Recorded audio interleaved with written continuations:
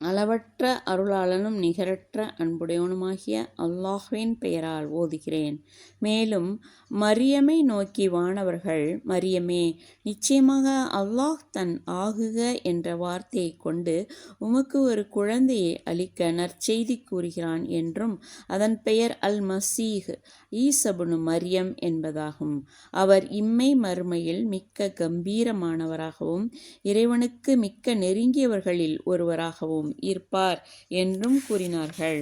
மேலும் அவர் தொட்டிலில் குழந்தையாக இருக்கும் பொழுது தன் தாயின் பரிசுத்த தன்மையை பற்றியும் தன் நபித்துவத்தை பற்றி வாலிபத்திலும் மனிதர்களுடன் பேசுவார். தவிர நல்லொழுக்கமுடையவர்களில் ஒருவராகவும் இருப்பார் என்றும் கூறினார்கள்.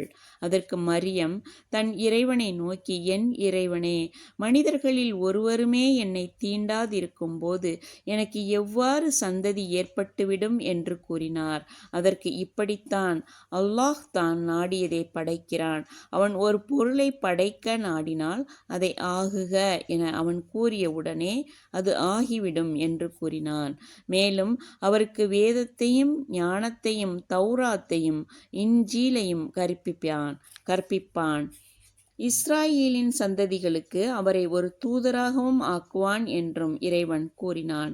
பின்னர் ஈசா பிறந்து தன் வாலிபத்தை அடைந்து இஸ்ராயேலின் சந்ததிகளிடம் சென்ற பொழுது அவர்களை நோக்கி கூறியதாவது, நிச்சயமாக நான் உங்கள் இறைவனிடமிருந்து அனுப்பப்பட்ட ஒரு தூதர். அதற்காக உங்களுக்கு ஓர் அத்தாட்சி கொண்டு வந்திருக்கிறேன். உங்களுக்காக களிமண்ணிலிருந்து பறவையைப் போல் செய்து அதில் நான் ஊதுவேன்.